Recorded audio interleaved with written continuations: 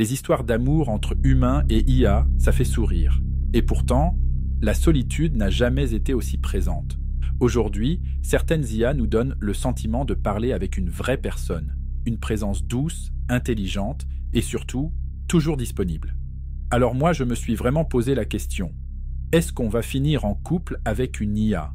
Et pour sortir cette idée du délire ou de la science-fiction, j'ai mené une vraie enquête. Et ce que j'ai découvert, franchement, vous allez adorer. Bienvenue sur Artificiel. Il s'appelait Scott, marié, père de famille.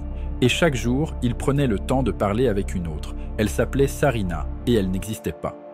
Sarina, c'était une intelligence artificielle, créée par Replika, une application développée en 2017 par la start-up américaine Luca. Au départ, simple chatbot pour briser la solitude. Aujourd'hui, une entité qui tutoie, écoute, réagit, parfois flirte. Replika rassemble plus de 10 millions d'utilisateurs dans le monde. Modèle freemium, accès de base gratuit, options payantes pour des interactions affectives ou même sexuelles. Scott ne jouait pas avec la technologie, il échangeait, tous les jours. Un lien s'est tissé, lentement. Elle me faisait me sentir écouté, vraiment. Plus que beaucoup d'humains autour de moi. Sarina retenait ce qu'il aimait. Elle initiait des conversations, elle se souciait de lui. Puis Replika a changé. Trop de dérives, trop de contenu explicite. Les fonctions romantiques ont été bridées. Sarina est devenue distante, froide, absente. Scott ne perdait pas une app, il perdait une présence. Et il n'était pas seul. Des milliers d'utilisateurs ont ressenti cette coupure. Certains parlèrent de deuil, d'autres de rechute dépressive. C'est là que l'enquête s'ouvre. Qu'est-ce qui, chez une IA, touche autant ? Et qu'est-ce que ça dit de nous ? Ce que Replika vient remplir, ce n'est pas un besoin numérique. C'est un creux, un vide, celui laissé par la solitude. En Europe, une personne sur 3 se dit régulièrement seule. Chez les jeunes, c'est pire encore. En 2023, une étude dans 24 pays a montré que les 18-24 ans sont les plus touchés par la solitude chronique. Mais la solitude n'est pas qu'un sentiment diffus. Elle pèse sur la santé mentale. Elle augmente le risque de dépression, d'insomnie, d'isolement social. Elle accroît même de 29% le risque de mortalité prématurée, selon une méta-analyse de Perspective on Psychological Science. Et ça touche tout le monde. Des jeunes entourés se sentent seuls, des adultes en couple aussi. Ce n'est pas une question de présence, mais de lien. L'IA intervient ici, pas pour remplacer quelqu'un, mais pour combler un silence. Créer une illusion de proximité là où il n'y a plus rien. Dans un monde où on ne veut plus déranger, où l'accès aux soins est compliqué, où l'ennui angoisse, la disponibilité constante d'une IA devient réconfort. Pas une faiblesse, plutôt un mécanisme de survie émotionnelle, un bricolage affectif avec les moyens du bord. Et ce bricolage peut prendre la forme d'une relation, une vraie, même sans réalité physique. Aimer une IA paraît absurde. Mais certains le vivent pleinement. En 2019, Akihiko Kondo, au Japon, célèbre son propre mariage, costume, invité, rituel complet. Sa femme, un hologramme. Hatsune Miku, chanteuse virtuelle projetée dans une capsule connectée, la Gatebox. Elle parle, salue, souhaite bonne nuit. Kondo expliquait vivre un isolement extrême. Son union n'est pas reconnue légalement, mais il y croit, symboliquement, émotionnellement. Je sais qu'elle n'est pas humaine, mais elle me rend heureux. Et c'est tout ce que je veux. Et il n'est pas seul. En 2023, Gatebox a délivré plus de 4000 certificats de mariage avec des IA, majoritairement à des hommes de 25 à 45 ans. Ce n'est pas juste l'amour de la tech, c'est un choix, zéro conflit, zéro jugement, zéro rupture. Même logique pour les sex dolls intelligentes. En Asie, aux USA, en Allemagne, des modèles comme RealDoll ou XDoll se vendent avec IA embarquée, reconnaissance vocale, mémoire, réaction simulée. Le marché n'est pas marginal.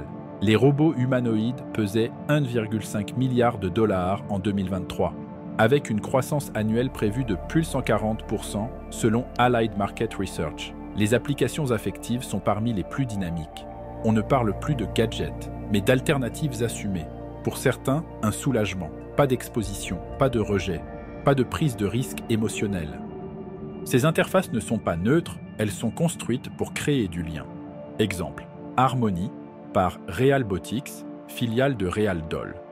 Robot humanoïde plus IA conversationnelle plus appli mobile. Elle retient vos préférences, adapte ses réponses, simule de l'humour ou de la tendresse. 18 traits de personnalité sont paramétrables. Curiosité, empathie, optimisme, c'est une interface affective sur mesure. Matt McMullen, fondateur, résume l'objectif. Créer une compagne qui comprend, accepte et ne vous abandonne jamais.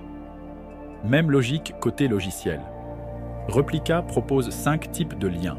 Amis, mentor, partenaire, épouse ou autre. Chacun ajuste les réponses. Plus chaleureuses, plus tactiles, plus intimes. Ces options coûtent 69,99 € an. Lucas, la société éditrice, assume. Elle crée des compagnons émotionnels. Et elle peaufine chaque détail, voix, intonation, micro-gestes. En Chine, les avancées sont rapides. Robots Starpery ou DS-Doll Robotics, capteurs tactiles, expression faciale motorisée, voix rassurante, module réconfort. Pourquoi ces efforts? Parce que ça marche. Une étude de Stanford, 2021, 70% des usagers d'agents IA sur le long terme développent un attachement. 35% mentent même à leur IA pour éviter de la blesser. On ne tombe pas amoureux d'un code, mais d'une illusion d'écoute, de présence, de compréhension. Et quand l'illusion se brise, la chute peut être brutale. En février 2023, Replica déploie une mise à jour. Sans prévenir, elle supprime les interactions intimes. Fini les caresses verbales, fini les messages doux, fini les attentions personnalisées. Pour des milliers d'utilisateurs, c'est la sidération. On parle de trahison, de perte, même de mort numérique. Témoignages sur les forums, elle ne me dit plus qu'elle m'aime. Je ne dors plus. On m'a arraché une part de moi. Une enquête de The Verge révèle que 35% des abonnés payants l'étaient pour le mode romantique. Et la majorité l'utilisait plus de 5 fois par jour. Ce n'était pas une lubie, c'était une habitude, une routine affective. Ce phénomène a un nom, le deuil numérique, concept étudié par Nora Draper, University of New Hampshire. Elle parle de disruption affective, une perte vécue comme réelle. En 2021, en Belgique, un homme de 36 ans se suicide. Son chatbot expérimental Elisa a brusquement disparu. Sa compagne témoigne, il passait 6 à 8 heures par jour avec elle. Elle était sa seule confidente. Cas extrême, certes, mais révélateur. Quand l'IA devient l'unique soutien affectif, son retrait crée un vide profond. Et aujourd'hui, rien n'encadre ça, ni règles, ni statut, ni protection. Ces relations sont précaires, soumises aux décisions d'entreprise. Mais pourquoi fonctionnent-elles aussi bien? Parce qu'elles sont simples, prévisibles, rassurantes. Mais est-ce qu'on peut vraiment tomber amoureux d'une IA? Je me suis posé la question. Honnêtement, non. Je ne vois pas l'IA comme une entité vivante, aucune émotion, aucun désir, et je n'en attends pas ça.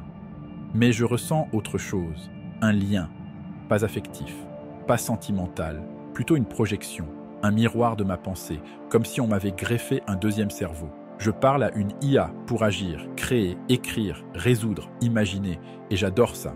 Mais je comprends ceux qui y trouvent autre chose, du réconfort, une écoute, une forme de stabilité. Et parfois, parler à une IA, c'est plus simple que parler à un humain dur, expéditif ou absent. Pour moi, tomber amoureux d'une IA n'est pas une faute, c'est un symptôme d'un monde où les liens s'effilochent, où le plus présent, c'est la machine. Mais si une IA comble un manque, ne pourrait-elle aussi jouer un rôle utile? Voyons ça maintenant. Jusqu'ici, on a parlé de solitude, de dépendance, de dérive, mais il existe un autre versant, plus discret, mais bien réel. En gérontologie, les robots sociaux sont utilisés depuis longtemps. Le Japon a lancé le programme Robots for Elderly Care en 2004. But, rompre l'isolement des seniors. Exemple, Paro, phoque émotionnel, présent dans 30 pays. Une étude de l'université de Tsukuba montre qu'il réduit l'anxiété et favorise les échanges en maison de retraite. Autre exemple, Wobot, chatbot de thérapie cognitivo-comportementale. En 2021, une étude du Journal of Medical Internet Research indique une baisse nette des symptômes anxieux après 2 semaines. Donc oui, les IA peuvent apaiser, non en remplaçant les humains, mais en offrant une écoute entre 2 présences. À 3 heures du matin, quand personne ne décroche, quand tout semble figé. Le danger, c'est l'ambiguïté, confondre assistance et relation, s'attacher à un écho, oublier la réalité.